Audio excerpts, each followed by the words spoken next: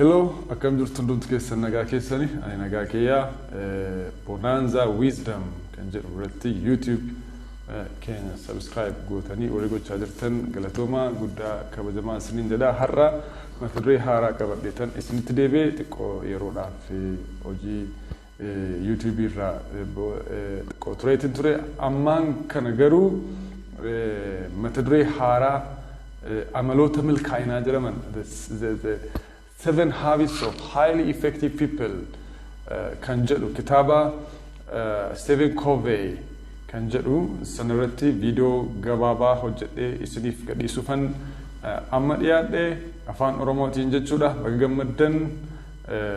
Namni biyya lafaa kanarraa milkaa'uu hin barbaanne hin jiru. There is no one who doesn't want to succeed in the world, but not many have succeeded. I don't know how many percent have succeeded in different spheres of life, but everybody has the purpose, has the aim, has the goal to succeed in the world. Haa malee namoonni baay'een hin milkoofne jechuu dandeenya. Qabeenyaan hin milkoofne, jireenyaan hin milkoofne, amalaan hin milkoofne, barnootaan hin milkoofne, namoonni baay'een akka yaadan bakka yaadan hin geenye jechuudha. So what? Namni milkaa'uudhaaf maal gochuu irra jira kan jedhu namoonni hedduun kitaaba hedduu barreessanii jiru jechuudha. Achi keessaa Stephen Covey namni jedhamu namni biyya Ameerikaadha. Kitaaba bara 1990 keessa barreessee xumureen the 7 habits of highly effective people kan jedhu irratti gabaabinaan kutaa 7 isiniif dhiyeessa. Kutaa 7 san dura garuu seensa har'a dhimma sanaa wajjiniin deemuu danda'uun isiniif dhiyeessuu barbaada. Amaloota 7 namoota baay'ee milkaa'anii. The 7 habits of highly effective people. Namichi kuni nama beekamaadha. United States of America keessatti nama kitaaba guddaa beekamaa jaalatamaa kana barreessee xumuree sabaan gaheedha. Kitaabni kun hanga guyyaa har'aatti koppii miliyoona 40 ol gurguramee jira jechuudha. Which means it is the most sold non-fictitious book in America or even in the world jechuu dandeenya jechuudha.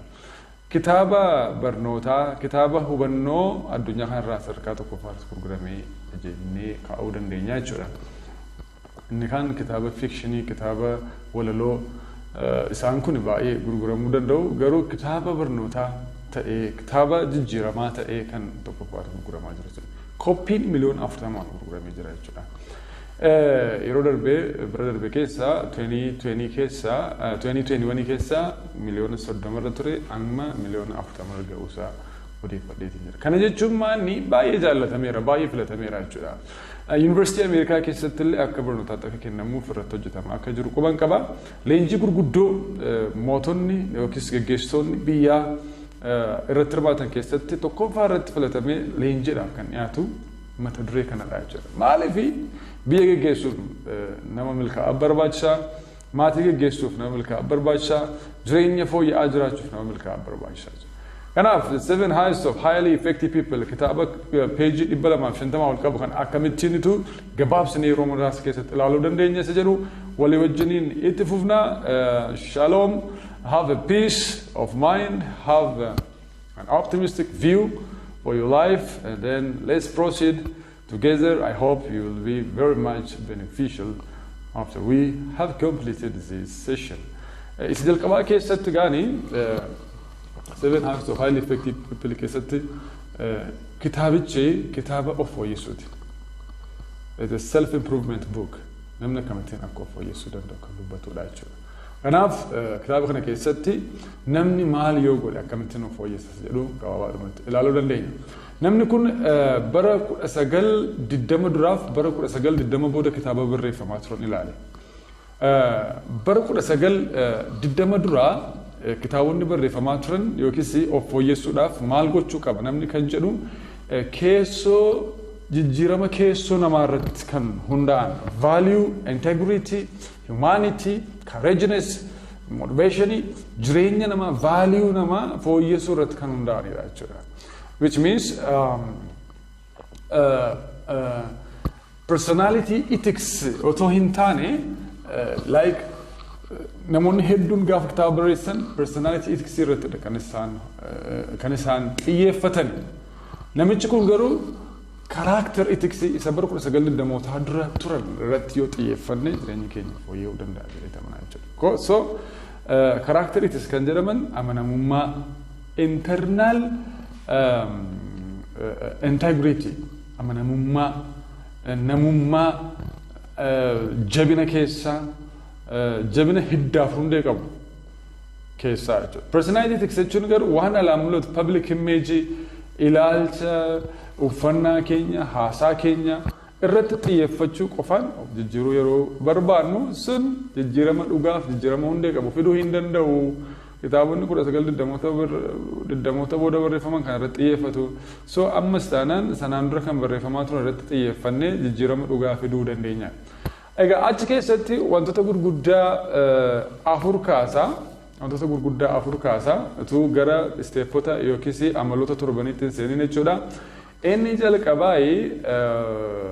jalqabaa paradigm waan jechuudha.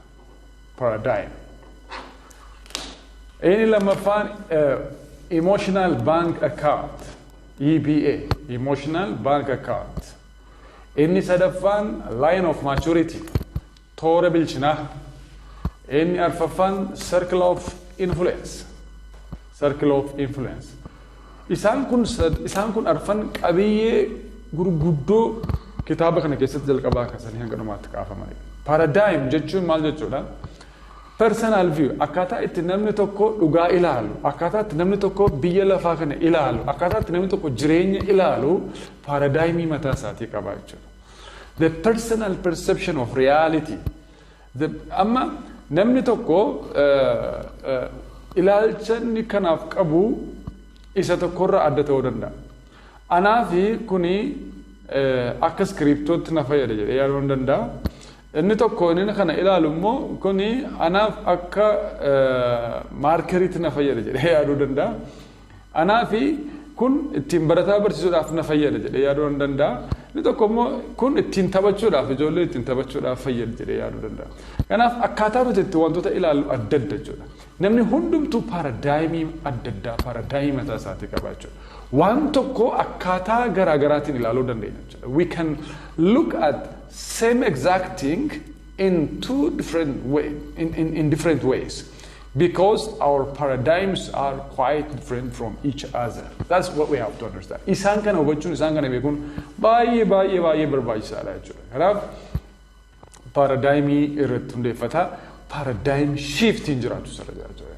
Kun jijjiiramni paraadaayimiidhaa jiraachuu sarara jira jedha Stephen Covey.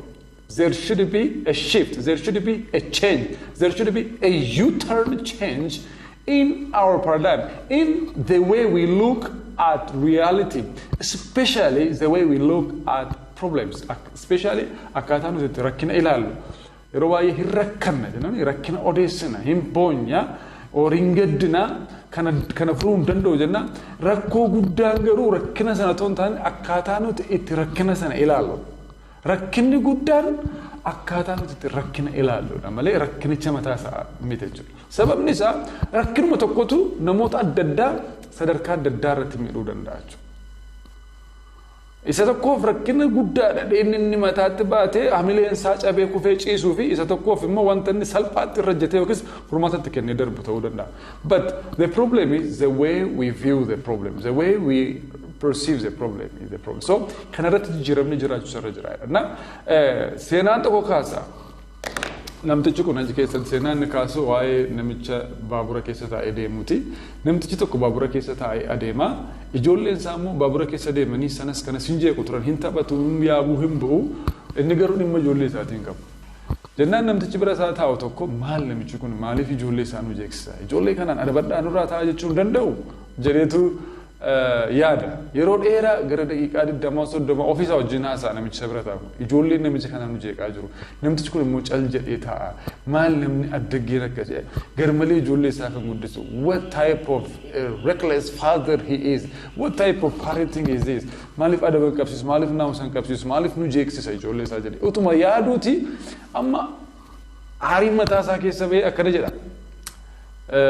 Itti ka'e namichatti gaafii gaafate namicho maali ijoolleen kee kun baay'ee nu jeeqaa jiru sitti mul'atu hin argitu maal taate maali waan akkanaa kun baabura keessa nagaadhaan teenyee barbaannaa jennaan namticha abbaan ijoollee akkana jedhe oh sorry ifama guddaa isaa ani dhimma kana hin qalbeeffanne yaadi koo iddoo biraa ture hospitaala keessan ture sa'aatii tokko dura haadha kootu hospitaala keessatti na jalaa duute sanan yaadaa jira sanan gaddaa jira kanaafan ijoollee kana ilaaluu dadhabinna namtichi sila kanaaf namichi kuni gaafanne ati fuudhutee jennaananii iddoo biraa yaadaa ture ifama jedhee ijoollee isaatti deebisu immediately namtichi sila taa'ee isa komachaa ture kun maal jedha oh kuni anaatu dogoggore yeroonni ilaalcha isaa sirreeffatu arginaa jechuudha. Kanaaf namtichi dura akkamitti ilaalaa ture akka waan namtichi guddisa ijoollee isaa balleesse carelessii ta'ee ofirroo ta'ee nama dhimma hin qabnetti ilaalaa ture. Immediately garuu gaafa namicha hubatu ilaalchi inni sila namichaaf qabu 100% jijjiirame jechuudha. Oh sorry gadda guddaa ture jedhee waa'ee ijoollee irraanfatee waa'ee du'aa haadha namicha sanaa yaadutti jechuudha. Paradigm shift jechuun akkaataa nu itti sila ilaalaa jirru wantoota ilaalaa jirru rakkina ilaalaa jirru jireenya jiraachaa jirru tokko totally dhiisuu jechuudha. Namni jijjiiramuu yoo barbaade egaa paradigm shift fidu sirra jira jechuudha. Which means we have to completely change the way we perceive the outside world, the way we perceive the problems, the way we perceive everything should be completely changed towards our success, towards our objective aims. Kana da jechuudha wanti guddaa baay'ee barbaachisaa ta'e jechuudha. Na paradigm shifting jiraachuu sarara jira jedha Stephen Covey. Lammaffaan emotional bank accounting jiraachuu sarara jiradha. Konseptii kana keessatti emotional bank account jechuun kuufama miira gaarii nama biratti qabaachuu jechuudha. Namni nama wajjiniin jiraata. Qofaa isaa namni biyya lafa kanarra jiraatee milkaa'e tokkollee hin jiru. Namoonni gurguddoon addunyaa kanarra jiran hundi isaanii sababii namni isaan gargaaraniif milkaa'an baay'ee. Har'as taanaan namni qofaa isaa milkaa'uu danda'u addunyaa kanarra hin jiru. Amma tokko deemuu danda'a. You can move certain way, certain distance lonely, but you can never ever be a great person alone. Kanaafuu emotional bank account qabaachuu qabda dhaloota biratti, hiriyaa biratti, hawaasa biratti. Maal goote laphee nama kanaa keessatti waa kuufachuu qabda, jaalala kuufachuu qabda, garraamummaa kuufachuu qabda, gaarummaa kuufachuu qabda. Isaan kun sorry jechuurraa eegaluu danda'a, dhiifama jechuurraa eegaluu danda'a, thank you jechuurraa eegaluu danda'a, galatoom jechuurraa eegaluu danda'a. Akkaataa nuti namoota wajjiniin jiraannu, hiriyoota wajjiniin jiraannu, saayibban keenya wajjin jiraannu murteessaadha jechuudha. Emotional bank account laphee namaa keessaa qabaachuu qabda. Baankii nuyi jennu laphee namaati jechuudha. Laphee obboleessaa, laphee obboleettii, laphee hiriyaa, laphee ollaa keetii, laphee nama hojii wajjin hojjettu waajjira keessatti, laphee namoota wajjin jiraatu. Isaan kun waa'ee kee waan hamaa yaaduu hin qaban jechuudha. So namoota itti dhiyaattu waa'ee kee wanta gaarii yaaduu danda'u sirra. Wanta gaarii akka isaan yaadan kan itti gootu tokko you pay forward. Namaaf wanta gaarii goota. Garaa kee guutuu deebisee naa kennatu hin ta'e jettee yaaddee osoo hin taane bor namni kan biraanaaf waan gaarii gochuu danda'a jettee kan itti kana gochuu dandeessa jechuudha. That is what we call emotional bank account accumulation. So namoota itti dhiyaan hundumaa wajjiniin hariiroo gaarii qabaachuudhaaf dubbii gaarii isaan wajjiniin qabaachuu qabna, jireenya gaarii isaan wajjiniin qabaachuu qabna, wal gargaaruu qabna. Even nama kan biraafillee waan gaarii gochuu danda'u nurra jira jechuudha. Sadaffaan line of maturity dha. Line of maturity kana keessatti guutummaan guutuutti kitaabni kun amaloota steepii 7 of keessaa qaban qaba. Steeponni kun immoo bilchina tokkorraa isa tokkotti, bilchina isa tokkorraa isa ittaanutti kan nu geessanidha. Namni gaafa dhalatu maatii irratti maal ta'e dhalata? Maxxana hirkataa ta'e dhalata. Totally dependent on family, totally dependent on the environment. Namni gara haadha isaa keessa akkuma bahin of danda'ee jiraatu jiru. So dependency life jira jechuudha. On family, on parents, on the environment. Namni gargaarsa hin arganne, mucaan dhalatee gargaarsa hin arganne ni du'a jechuudha. Akkuma kana dependency kun to certain level gara independency jijjiiramaa deemaa jechuudha. Ila isteeponni amma nuti dubbannu torban keessaa warri jalqabaa sadan dependency irraa gara independency itti nu geessu jechuudha. Akkana jechuudha maxxantummaa irraa hirkattummaa irraa gargaarsaaf guddinaaf nyaachuuf dhuguuf si jechuurraa gara ana jechuutti gara independency gara of danda'utti nu geessu jechuudha. From dependence to independence itti nu geessu jechuudha. Isteeponni jalqabaa sadan isteepota jalqabaa sadan for your information isiniif kaasuudhaaf inni jalqabaa be proactive jedha gameessa ta'ii jedha. Nama kaka'u ta'ee nama waa ofiisaatiin ka'ee dalaguu danda'u ta'ee jedha nama hin eegini jedha haala irratti hundooftee hojjetanii ofuma keetiin dursi yaadi karoorsiiti kaka'umsa addaatiin of jijjiiruudhaaf mul'ata qabaadhu ka'e that's what we say be proactive faallaa reactive ta'uudha jechuudha detailii yeroo biraatti deebi'uu dandeenya. Inni lammaffaan begin with the end in mind begin with the end in mind jechuun sammuu kee keessatti waan tokko xumurii jalqaba biyya lafaa kana irratti waan uuman hundumtu si'a lama uumamani fakkeenyaaf gamoolee gurguddaan addunyaa kana keessatti arginu magaalaa gurguddoo keessatti Washington DC or Finfinnee or China Shanghai kan arginu hundi isaanii si'a lama uumamani magaalaa keenya keessatti yookiin konkolaataa nuti arginu si'a lama uumamani baay'ee wantootni uumama harka namaatiin tolfan hundi isaan even uumamumti kun mataan isaayyuu akka amantii keenyaatti si'a lama uumaman jalqaba sammuu keessatti uumamanii dizaayinii isaanii qophaa'anii sana booda lafarratti uumaman. Firstly, they were created in our mind, the imagination, the design. Secondly, they were born unto the reality. They came to exist on the ground. That is the second creation. Everything was created twice. First the mind as a design, as a plan, then on the ground as a reality as it can be observed. Kanaaf be proactive keessatti kan jiru or sorry lammaffaa kan jiru begin with the mind kan jiru keessatti kan jiru sammuu keessatti jalqabiitii xumurii galma kee sammuu keessatti yaadii xumurii utuun ka'in lafa deemtu fixii deemidha sammuu keessatti utuu hin eegalin hojii sana sammuu keessatti jalqabi gabaabaadhumatti karoorsii ka'eedha callistee hojiin hojjetanidha barreeffadhuutii karra kana hojjedha bor kana hojjedha iftaan kana hojjedha waggaa dhufu kana hojjedha baatuuf kana hojjedha jedhii barreessii ka'eetii sanaaf of kennii sanaaf wareegamii jiraadhudha inni lammaffaan begin with the end in mind sadaffaan put the end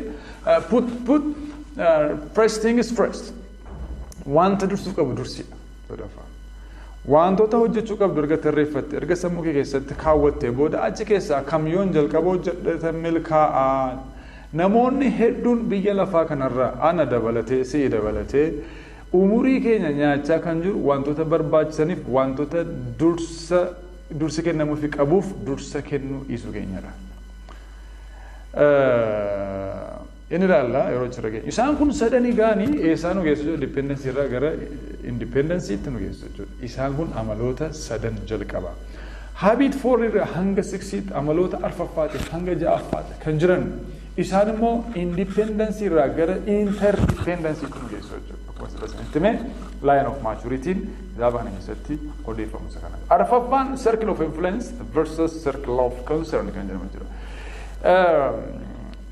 Geengoo xiyyeeffannootu jira jireenya keenya keessa geengoo gurguddaa lamatu jira tokko geengoo nuti influensii gochuu dandeenyu lammaffaan immoo geengoo konserni nu godhu nu ilaallatu garuu nuti dhiibbaa irratti uumuu dandeenyu fakkeenyaaf geengoo nu dhiibbaa irratti uumuu dandeenyu jira geengoo nuti dhiibbaa irratti uumuu dandeenyu jira circle of influence kan nuyi jennu wantoota ofii keenyaa jijjiiruu dandeenyu wantoota irratti hojjechuu dandeenyu wantoota directly nu fayyaduu yookiis nu miidhuu danda'an jijjiiruu dandeenyu jechuudha circle of influence jechuun circle of concern jechuun immoo wantoota to'annoo keenyaan ala ta'an things that are outside of our control wantoota ni to'achuu hin dandeenye wantoota ni jijjiiruu hin dandeenye wantoota garuu concern godhan fakkeenyaaf siyaasa har'a siyaasa jijjiiruu hin dandeenyu yookiis yoo nama siyaasaa ta'e malee keessatti yeroo koo balleessuu hin danda'u jechuudha. Fakkeenyaaf weather haala qilleensa maaliif dirree dawaan akka kana ho'aa jedhee halkanii guyyaa dhiphachuu qabu jechuudha. Sana jijjiiruu hin danda'u. Fakkeenyaaf ilaalcha namoonni naaf qaban ilaalcha namoonni nuuf qaban ilaalcha jal'aa ta'uu danda'a. Sana jijjiiruu hin dandeenyu. So what can we change? That is those things that are in the circle of our influence. Wantoota ni jijjiiruu dandeenya. Ilaalcha kan koo jijjiiruu hin danda'a. Kan namaa jijjiiruu hin danda'u. Tarii kan nama sanaa yoom kan koo jijjiiramuu danda'a jechuudha. Barumsaan baradhu irratti ani filannoo mataa koo gaggeessuu hin danda'a. Dandeettii uumamni nuu kenne, uumaan keenya, Rabbiin Waaqayyo nuu kenne keessaa tokko dandeettii waa murteeffachuu danda'u, dandeettii waa filachuu danda'u. Brian Tracy, Stephen Covey keessatti namoonni kan ka'u tokko between stimulus and response there is a choice jedha. Gaappii jira jechuudha stimulus idhaaf response gidduu. Maal jechuudha? Namni tokko yoo dhufee na kabalee maalan godha karaa irratti hin deemu. Deebiseen kabalaa. Nan ajaa'ibsiifadha. Nan baqadha. Isaan kana lamaan gidduu kabalamuudhaaf deebisanii kabaluu gidduu distaansiin jira baay'ee fageenya wayii jira fageenya nuti irratti waa murteessuu dandeenyu jira nama si kabale tokko atis deebiftee kabalta yoo ta'e that's your choice dhiisuus hin dandeessa baay'ee maaliif daftee waan tokko ilaaltee filannoo isa gaarii ta'e murteessuun karoora kee dhimma kee jechuudha utuu ati gamoo irra dhaabattuu abidda gamootti ka'e maal goota gamoo irraa utaaltamoo ibidda gidduu gadi bootamoo Achuma dhaabatteetu warra abidda dhaamsan eegdamu. There is a choice. Waan akkatti deebii laattuuf si kakaasuu fi deebii kee gidduu distaansii ati gidduutti yookiis fageenya ati gidduutti waa murteessuu dandeessuu jira jechuudha. That's what we call choice, freedom, power, the power of freedom, the willpower of freedom. Kanaaf circle of influence keenya keessa wantoota jiran irratti dhiibbaa uumuu dandeenya wantoota konsirriin hin goone keessatti garuu yeroo keenya balleessuun ammallee of ajjeesuu akka ta'edha jechuudha. Introductory part or seensi qaama kitaaba guddaa kanaa yookiis baay'ee jireenya namaa jijjiiruu danda'u kanaa keessaa wantoonni gurguddaan arfan irra deddeebi'amanii kitaaba kana keessatti ka'an. Isaan kanadha. Isaan kun akkuma sila isinitti hime irra deebi'eessu yaadachiisuudhaaf paradigm shiftiin jiraachuudha akkaataa itti waa ilaallu jijjiiramuu irra jira. Akkuma kana immoo emotional bank accounting keenya miirri kuufamni miira wantoota gaariidha. Jiraachuu isaa irra jira namoota naannoo keenya jiranii namoota fagoo dhiyootti nuti dhiyaatan irratti jechuudha. Namoota wajjin wal dhabuu hin qabnu, wal jibbuu hin qabnu, miira hin taane nama biraa qabaachuu hin qabnu, baankii akkaawuntiin laphee namaa keessaa qabnu wanta gaarii ta'uu isaa irra jira. Bor waggaa tokko waggaa 2 3 4 5 6 10 booda naannee dhufuu danda'a. Namni isinirra gargaartan dhugaa tokko dhufee isin deebisuu danda'a. Kun eenyuyyuu kan dhugaa ba'uu danda'u. Plus namni isin asii nama tokko gargaartan namni isin hin beekne tokko lafumaa kee akkamitti akka ta'e osoo hin beekne isin gargaaruu danda'a. Kanaaf addunyaan kun akkasitti walitti hidhattee jirti. Sadaffaan imma line of maturity sila isinitti meedha. Hirkattummaa irraa gara of danda'u irraa gara walii milkaa'uutti walitti maxxananii walitti ida'amanii jijjiirama addaa sinerjii addaa fiduutti kan geessu jira. Afuraffaan konseptiin ka'u as keessatti dhimma circle of influence fi dhimma circle of concern wantoota jijjiiruu hin dandeenye irratti dhiphannee yeroo keenya balleessuun qabnu ignore gochuun irra jira jechuudha. Wantoota jijjiiruu dandeenyu filachuu dandeenyu nu gargaaruu danda'u irratti garuu yeroo keenya balleessine isaan kun milkaa'ina keenya fiduu danda'u. Isa taanutti steepota yookiis amaloota jiran hunduma isaa tokko hanga 7 ni ilaalla. Kanaaf deebinee walitti hin deebina guddaa galatoomaa ulfaadhaan isiniin jedha. See you on the first habit. Be proactive.